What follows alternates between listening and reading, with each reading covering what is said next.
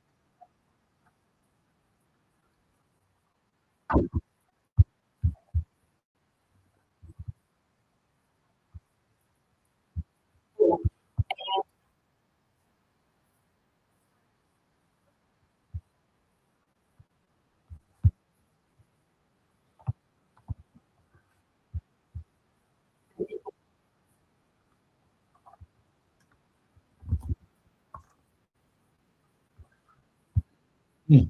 Mm. Mm. Mm.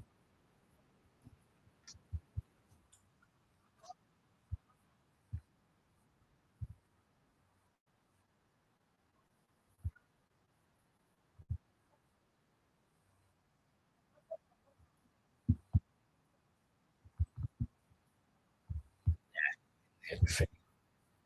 Mm. Mm. Mm.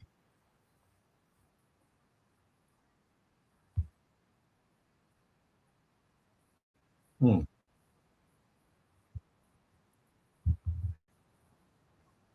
Thank you. Mm. Thank you.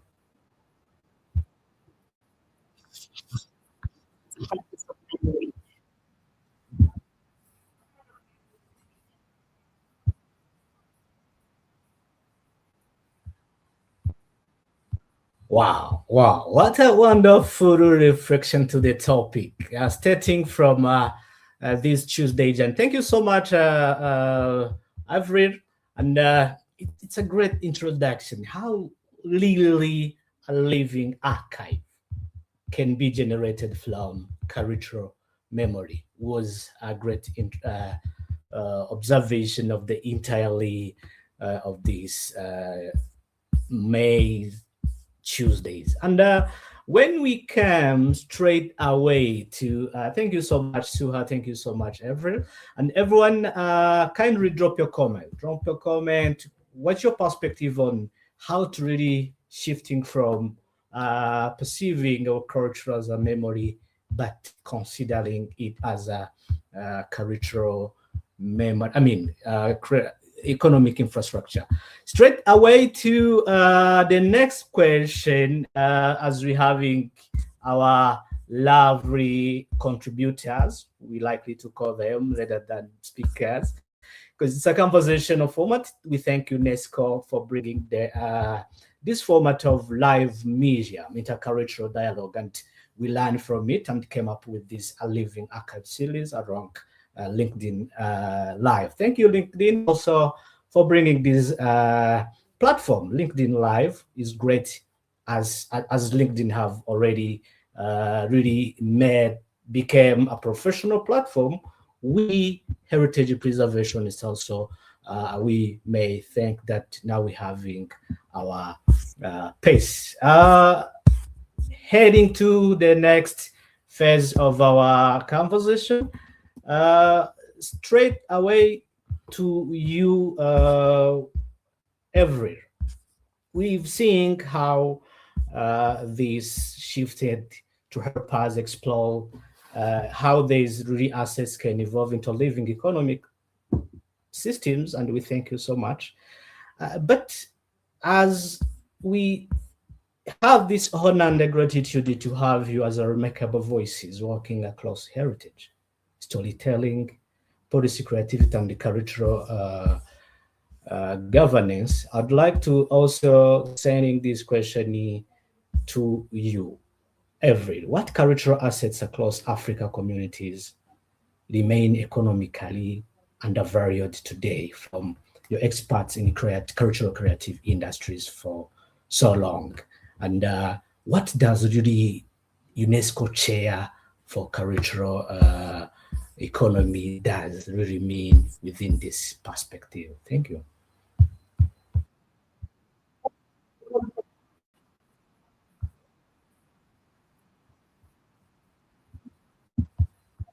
Okay.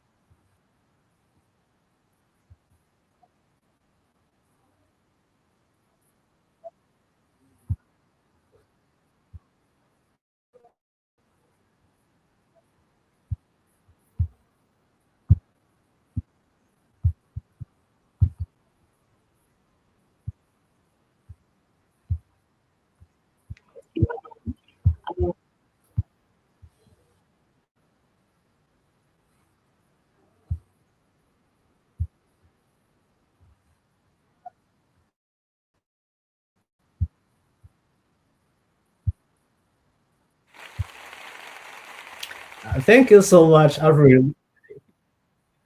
Definitely, we should come back later, maybe to see how we can envisioning the Agenda 2063, which seems like it's 7 years to go from now, and yeah, we should come back and see how we can refactoring, how to inspiring next generation, and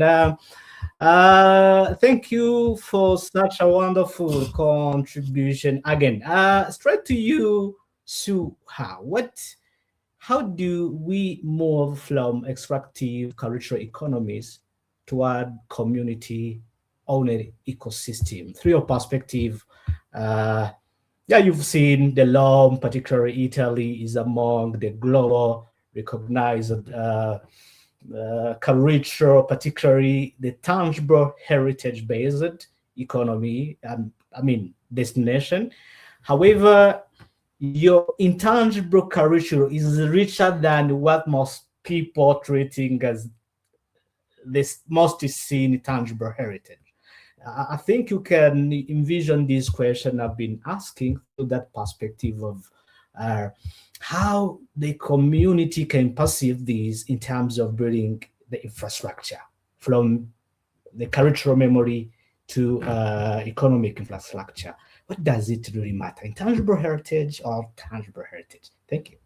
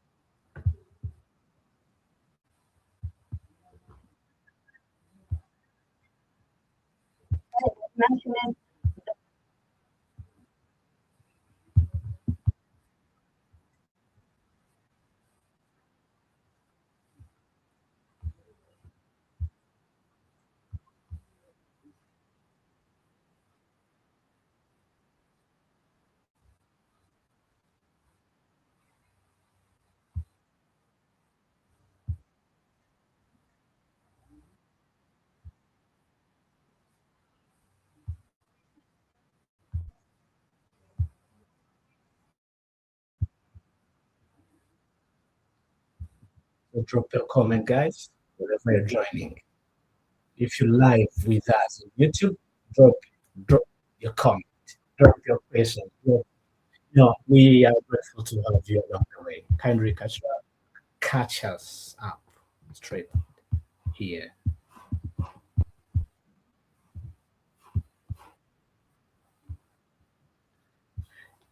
Yeah, you so clear and crystal Sua Ben. It was a great really contribution. Actually the order of this question was intended to respond to how do we move from extractive cultural economies toward community owned ecosystem. As I've really will be contributing And anyway, thanks for correction. In writing that you're coming from Egypt, also it's a great pleasure. And to see this collaboration of AU and EU, it's a great pleasure. How we can build up a borderless heritage preservationist ecosystem. And I hope you're catching up some skills that to come back with. And I'd like to thank you for your narration, how the Great Egyptian Museum is resolving the issue of over what? Over people. I mean, when you have a lot of tourists in the same place. So you're trying to solve it to make it digital. Tunisia. Oh, sorry.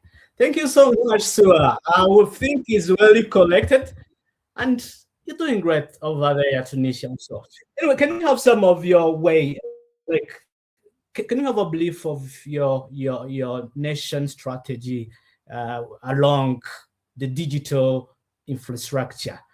What are you doing? Whether the museum, the institutional, they are what the education they looks like. This is should be an Africa conversion toward the same ambition of fifth aspiration in Africa with a strong cultural identity, common heritage, shared values, and ethics. Thank you for trying to write it, and we'd like to have your insight on what do you see the nation is doing.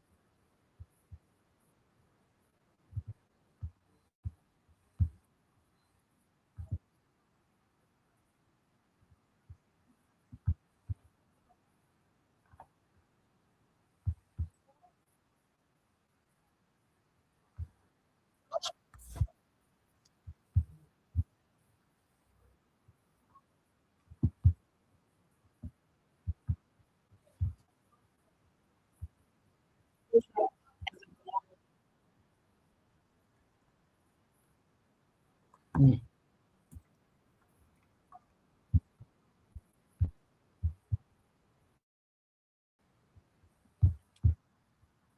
Wow.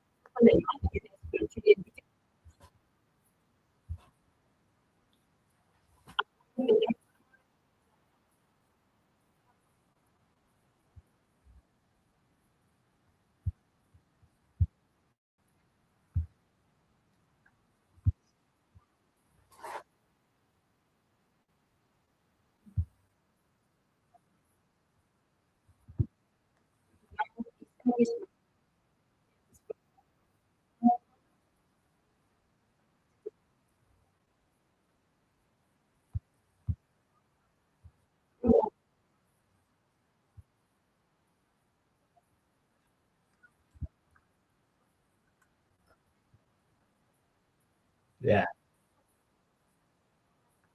Mm, mm,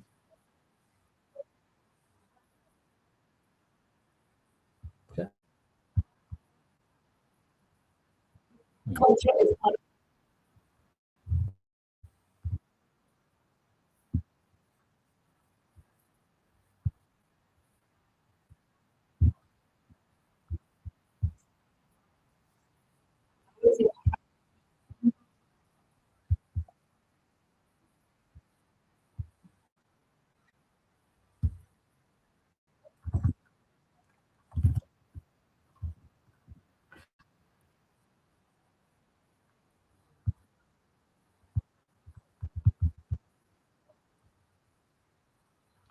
Wow. Thank you so much, Avril. It was a great expression on what does really cultural economy it means, because sometimes people look into to bring in front creative. However, from a perspective and a statement I came to realize, uh, once a culture was a creative, which could be better from the dynamicity of a culture, if we saying that dynamicity, and if we create fetching from the heritage, that's a dynamist of our culture. And thank you so much for such a wonderful reflection, Avril.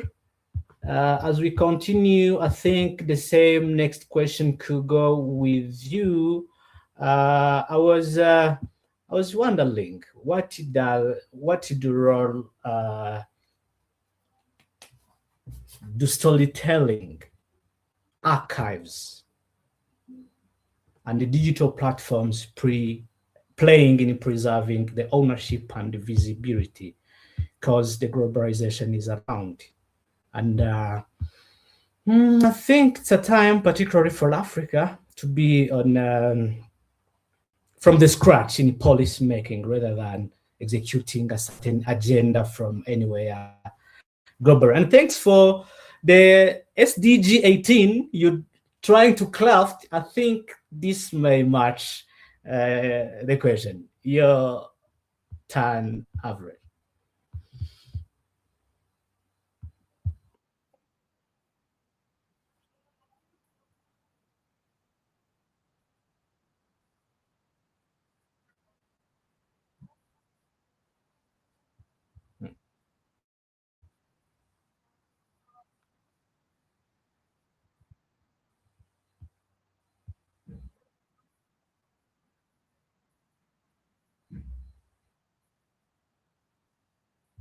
Mm,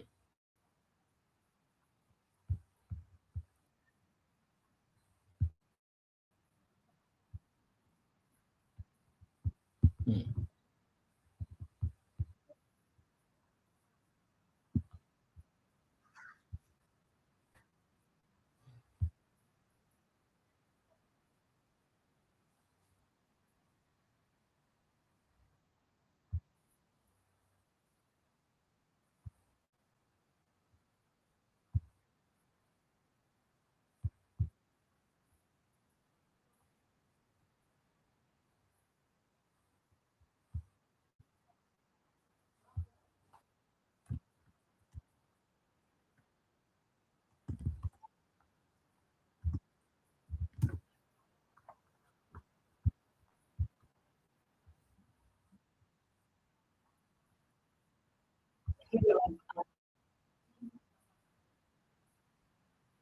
oh,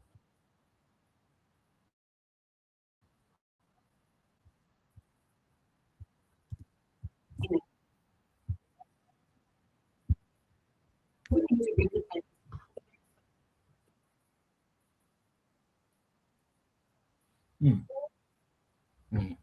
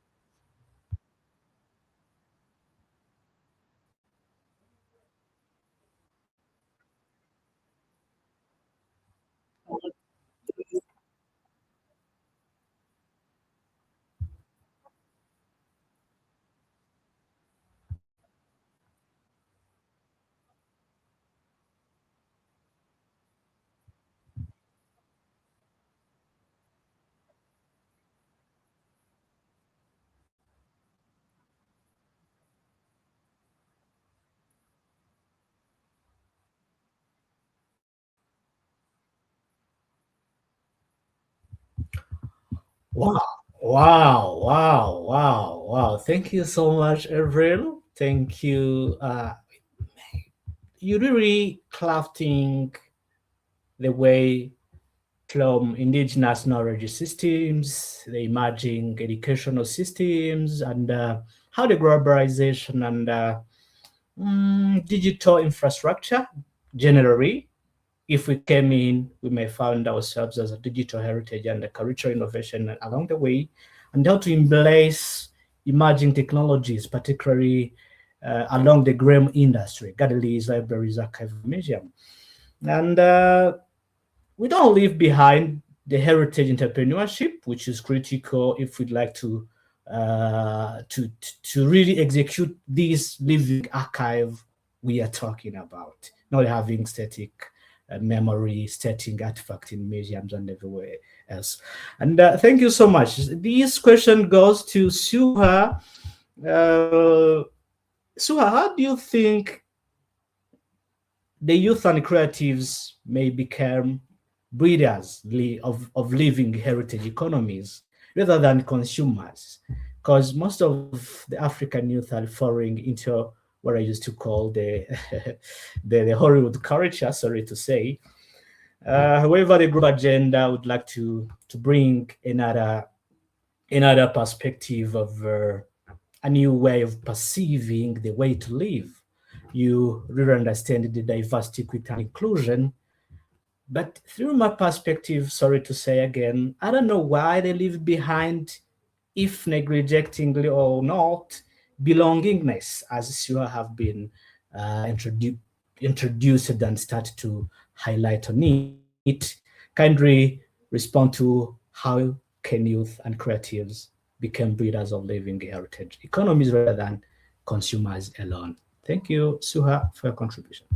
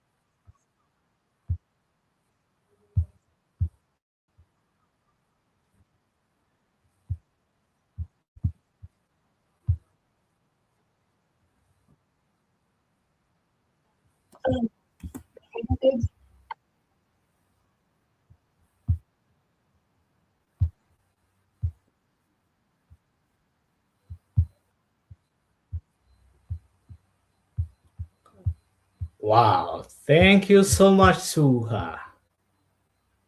Wow, wow. This is what we can do to inspiring the next generations, the next critical players, not key players. We'd like to engage youth from educational level. Every you've seen how Agenda 2030, I mean, yeah, of UN SDGs, has become a critical alignment with the curriculum, particularly within the entrepreneurship, educational systems, so have been meaningful along the way. And when it comes to culture, we don't only seeing three P's, which normally is people, planet, and prosperity, but we go beyond and found another two P's that you'll be elaborating a bit within this concept. As we're thinking, Suha, for the contribution. The question looks like like this, Avril. I'd like to have your perspective on what does really, sorry, what, yes, please.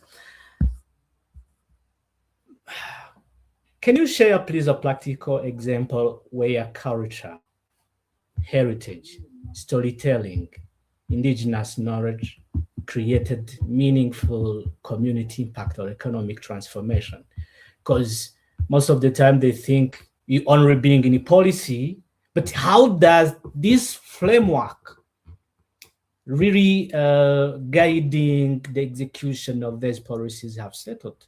We all know the managerial levels. How does the top level management goes into the key players? I mean, cultural innovators, I mean, craftsmanship, I mean, be it storytellers, be it researchers, educators, the entire ecosystem.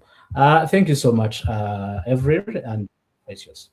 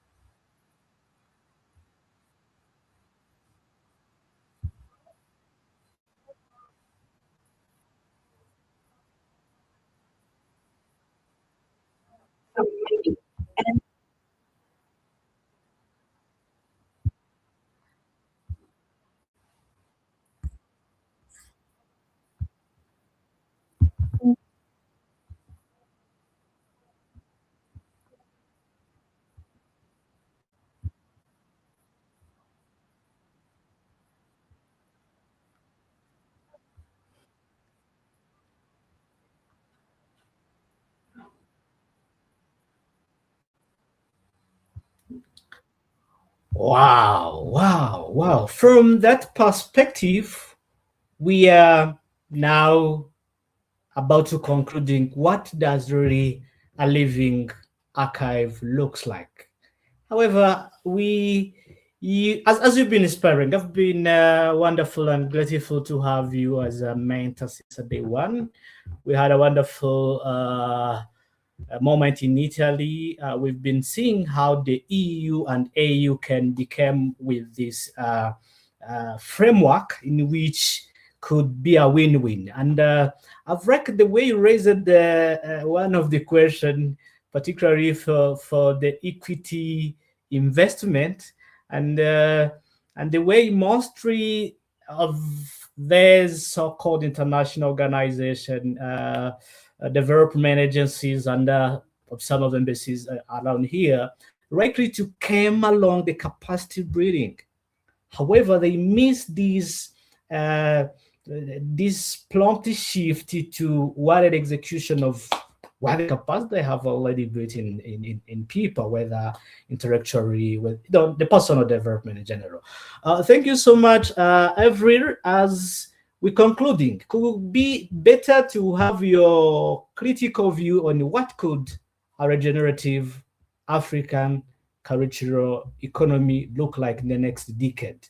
Because you are among the people who are likely to crafting the policy makers. But the next decades, remember, we have almost 4 decades to go toward Agenda 2063.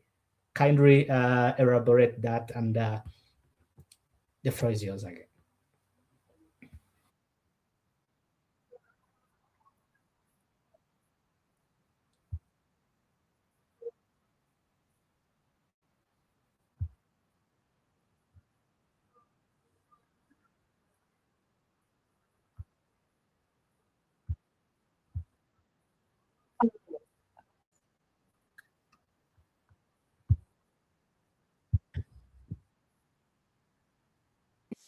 Yeah, yeah, yeah. Already. Okay.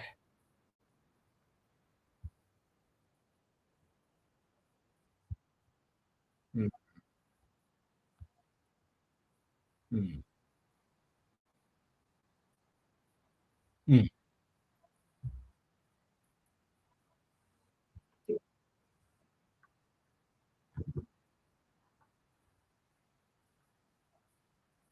Yeah. Yeah, definitely. Actually, this is like a foundation to our week 3 theme, how to the sovereignty and the ownership, data sovereignty and ownership. And it will be also coming to what systems and infrastructure must we begin building today. But I think we can work on this as we concluding. This question may go to both of you, and as we're envisioning toward the end of our session, what systems and infrastructures must we begin building from today? Is it policy? Is it ecosystem? Is it infrastructure? So thanks for elaborating that, Avril, and a lot actually committed to contribute to the next session. And you'll be also reflecting on that, how the digital infrastructure that AU is still, I mean, independent digital infrastructure AU is trying to strive toward, how can heritage be came in for the sake of safety, security, you know. And thank you so much. We call it a day as we concluding. Kindly allow me to thank you, because what is one idea we shift all, it's an action you hope people carry forward from today's conversation. And it was a great moment as you're responding and saying goodbye. What in 1 minute to you, Everett and Suha, what is one idea or a shift or action you hope people carry forward from today's conversation? Their perspective.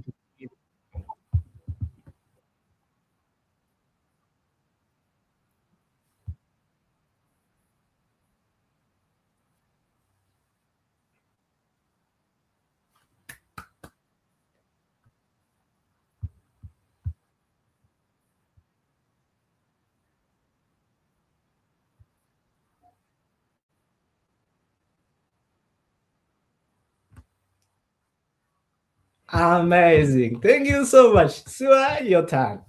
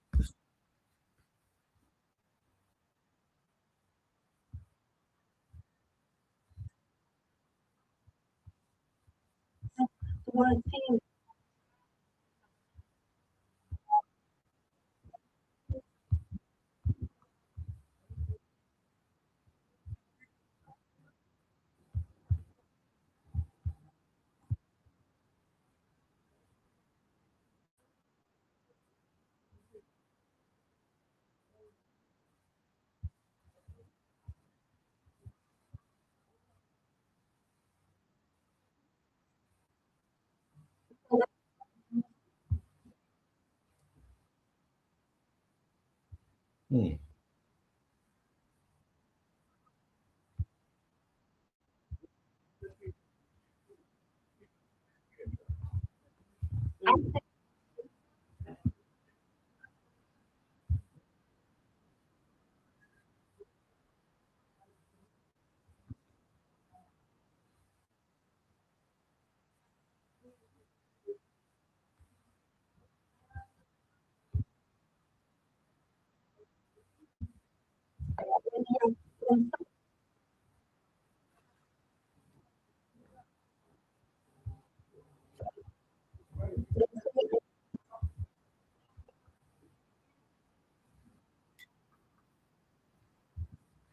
Wow, wow, wow, wow, wow. Thank you so much, Ever. Thank you so much, Suha, as we thank our speakers. We thank our participants. We thank everyone joining us from different parts of the world. Today, conversation reminds us what culture is not decorative layer added to development. Culture is an infrastructure, a critical one, a foundation. It shapes identity, it shapes the coordination, the memory, the creativity, belonging, and the possibility. A living archive is not just a storage. It is a system communities actively shape, govern, and evolve through. Let us continue building futures where our heritage generates dignity, opportunity, and regenerative prosperity. Thank you, Avril, for emphasizing on this regenerative across Africa. Thank you for joining us. We look forward to seeing you in week 3, which will be seeing Pressure. Next move. Who owns the archive in the age of AI, digital sovereignty, and ownership? Among uh, the speakers, we'll be having Everett again on it, and another to be communicated soon. Good evening to everyone. Thank you so much. We call it a day and an end of our session. Pleasure to have you. Big time. Bye bye.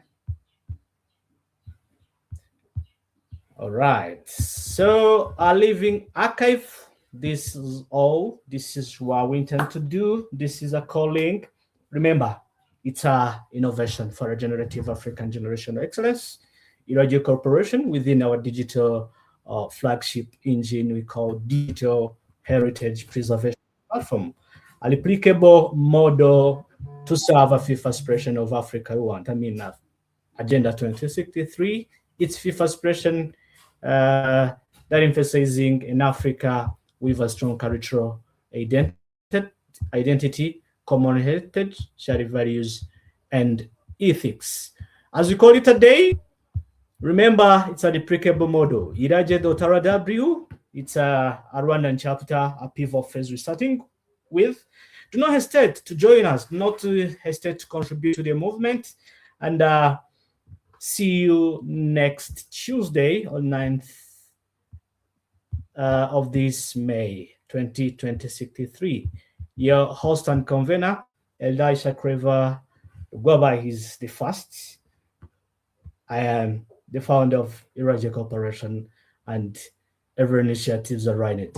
It's a great pleasure to have you around this way, and together we can, for Africa, for the community, for the heritage entrepreneur ecosystem. Great pleasure. See you soon. I mean, next Tuesday, of course. Pleasure. See you then. Big time.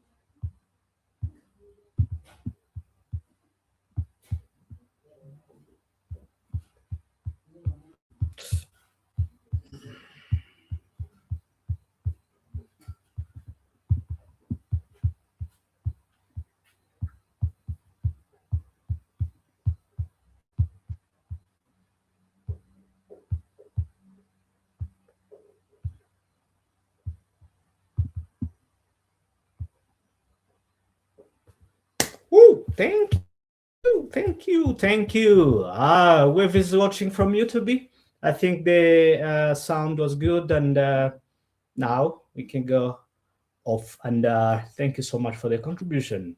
And remember, ndangamurage, we are here to fostering the African heritage entrepreneur ecosystem, and we can never do this without you.